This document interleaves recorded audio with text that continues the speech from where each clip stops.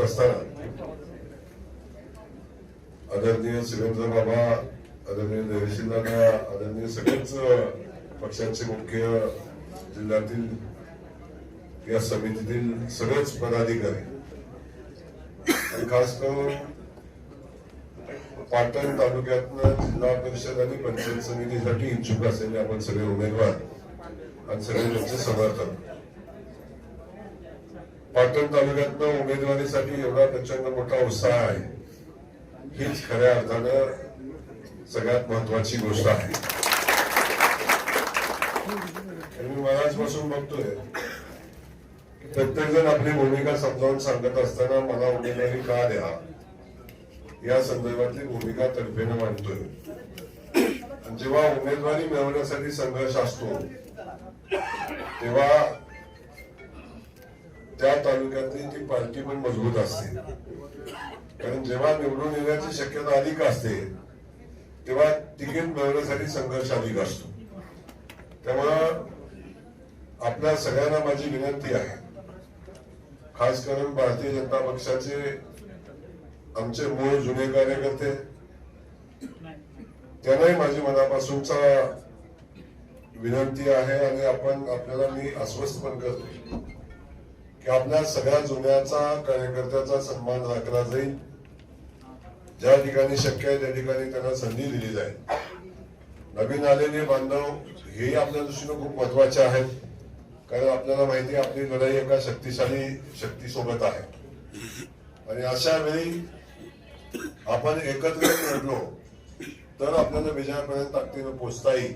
ही परिस्थिती आज आपल्या सगळ्यांच्या समोर आहे.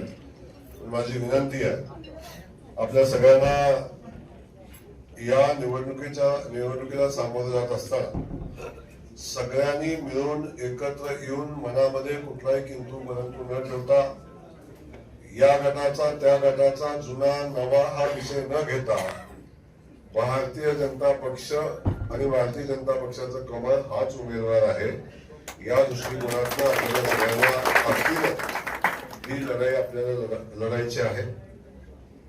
बाकी पक्ष म्हणून आणि सरकार म्हणून मुख्यमंत्री महोदय आपल्या पाठीशी ठामपणे उभे आहेत. सातत्याने आमची पाटणच्या बाबतीतली चर्चा होत असते. आदरणीय बाबा सुरेंद्र बाबा ताकदीनं आपल्या सगळ्यांच्या पाठीशी उभे राहतात. त्यासोबत उदयन महाराज आहेत आणि मी व्यक्तिगत आपल्याला सगळ्यांना माहिती आहे की पाटण तालुक्यासाठीचं माझं विशेष पॅकेज आहे. पाटण तालुक्याच्या बाबतीतला विषय तो आपल्या सगळ्यांना माहिती आहे की पाटण तालुक्याला काही कमी पडणार नाही. कुणीही पालकमंत्री असलं, कुणी मंत्री असलं तरी भारतीय जनता पक्षाच्या कार्यकर्त्याचं कुठलंही काम थांबणार नाही. प्रशासनाकडून त्यांना कुठला त्रास होणार नाही. विकासाच्या कामात आपण कुठं कमी पडणार नाही. आमची युती आहे, राज्यामध्ये आहे. या ठिकाणी आमची लढत मैत्रीपूर्ण होईल आणि त्या लढतीत भारतीय जनता पक्षाच्या कार्यकर्त्याला कुठंही काही कमी पडणार नाही याची काळजी आम्ही करू. तर माझी विनंती आपल्याला एवढीच आहे, फक्त नवा जुना किंतु परंतु हे आपल्याला करून चालणार नाही. मी सातत्याने सांगत असतो, अनादी कालापासून आपण पाहत असतो की जेव्हा महाभारतामध्ये कौरवांच्या विरोधात लढाई करायची होती तेव्हा भगवान श्रीकृष्णाला सुद्धा कौरवांना पराभूत करणाऱ्या योद्ध्यांना आपल्या सेनेमध्ये घ्यायची आवश्यकता भासली होती. तेव्हा 6 महिने फक्त कुठला योद्धा आपल्या सैन्यात पाहिजे याची तयारी भगवान श्रीकृष्ण सुद्धा करत होते. त्यामुळं शेवटी युद्धामध्ये लढाईला जात असताना आपल्याला कोण कसा लढला ह्याच्यापेक्षा कोण जिंकणार आहे याचाही विचार आपल्या सगळ्यांना करायला लागेल.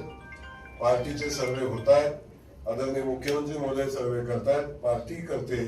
आम्ही जिल्ह्याचे पदाधिकारी म्हणून सुरेंद्र बाबा असेल, आम्ही असेल, आम्ही सर्वे करतोय. ज्यांची सर्वेमध्ये नावं येतील त्यांचा प्राधान्याने विचार आम्ही करू. पण तरी सुद्धा ज्याचा सर्वे थोडंफार कमी असेल म्हणून त्याची क्षमता नाही असं बिलकुल नाही.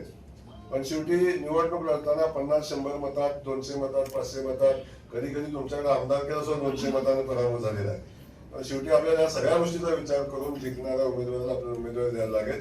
म्हणून माझी पाटणकरांना माझ्यापासून पुन्हा सांगणं आहे की आपण निश्चिंत राहावा, योग्य उमेदवाराची निवड आपण करू आणि ही निवडणूक जिंकण्यासाठीच लढायची आहे. हे आपण सगळेजण समन्वयाने काम करावं अशा पद्धतीची विनंती मी करतो आणि आपल्या सगळ्यांना धन्यवाद देतो. आपल्याला माहिती आहे आपल्या कार्यकर्त्यांनी जी सांगितले ते प्रत्येक काम आता होतंय ना, अडचण नाही ना. सगळं काम आपलं आता होतंय, तेव्हा आता कुठली अडचण राहिलेली नाही. इथून पुढेही आम्ही सगळेजण ताकदीने आपल्या पाठीशी उभे राहू एवढंच सांगतो आणि समन्वयाने ही निवडणूक लढूया. ते आपण लढाल अशा पद्धतीच्या भावना व्यक्त करून थांबतो. जय हिंद, जय महाराष्ट्र. लोकशाही मराठी ऐका, पहा, जागरूक रहा.